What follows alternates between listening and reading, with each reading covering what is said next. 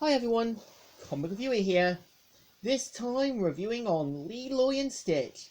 Now, as you know, Leroy and Stitch is a 2006 animated science fiction comedy television film that is meant to be the third and final sequel film to the 2002 film Lilo and Stitch, as well as serving as the final to the animated series, and is also meant to sort of serve as that big final that gave us everything we wanted.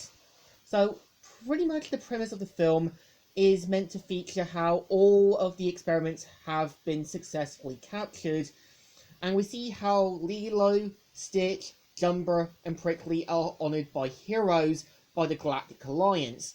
And once they're given their old positions back,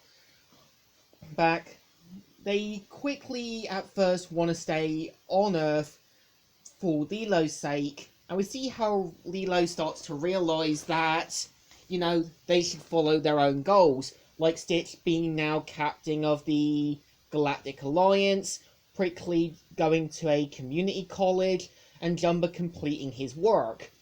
And this does work. It's like a message saying that sometimes in life we want to do things, but we hold it back for people's sake.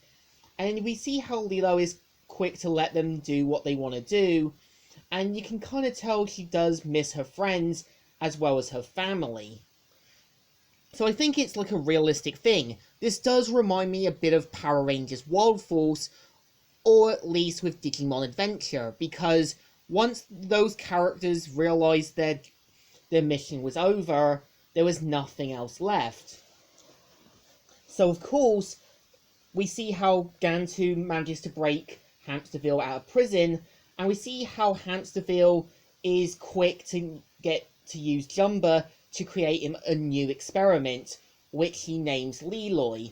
Now, Leroy, I would say, isn't an interesting character. He just feels like a different version to Stitch, and isn't really interesting.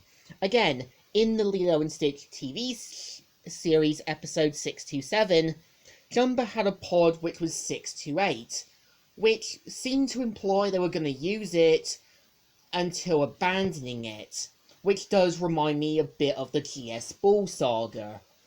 And pretty much we do see how Lilo does miss her friends, and as soon as something's up with Stitch, as well as with Leroy, we kind of see how Lilo starts to band together with her friends to save the day.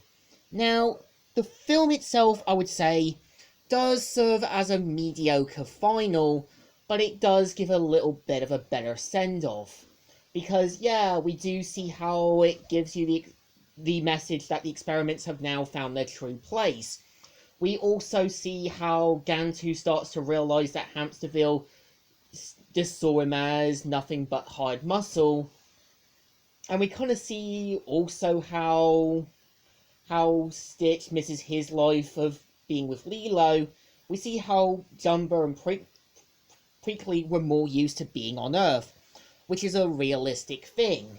I think what's not good about it is that the film tries to redeem Myrtle, but it doesn't want to. And it seems like they will hammer it down, but they don't do it. And again, it does also seems weird how Jumper's giving back his old job, even though he could have worked for a scientific lab, and he could have just kept one of the experiments that he worked on, 628, in his pocket, and have Hamsterville break in as he found out about 628, and could have used that one. But it just seems like they've completely dropped it. Which, I get it, sometimes when you're planning something, you're either going to shelve it, or kind of put it aside. And pretty much, I would say, another good thing about the ending, we see how everyone comes together for a group photo. It's like saying, this is it, this is done, it's over, goodbye. And this does remind me a bit of Ed and Eddie's Big Picture Show, with the kids accepting the Eds as friends, and Double D labouring the thing as the end. as a reference to the first episode, and that's brilliantly done. And I would say that my overview thoughts on Leroy and Stitch is it's a bit of a mediocre final, but it knows what it wants to do. It goes for a big epic battle, it knows what it wants to do, but there are some things that feel enforced, some things that need to be thrown in, and really it does do some good callbacks, like seeing Lilo in the hammock where her and Nani were talking. We see Stitch looking at the old book. These are good callbacks from the first movie. And this really does give you that message that the characters have now grown up and moved on. And even Humpsterville mentions the 3 years, how many times Gun 2 failed, as a reference to the starting point of the TV show, as well as how it all started. Overview thought, mediocre, but not the best. It deserves a thumbs in the middle. Kind of alright, but kind of okay. Comic Reviewer here, signing out.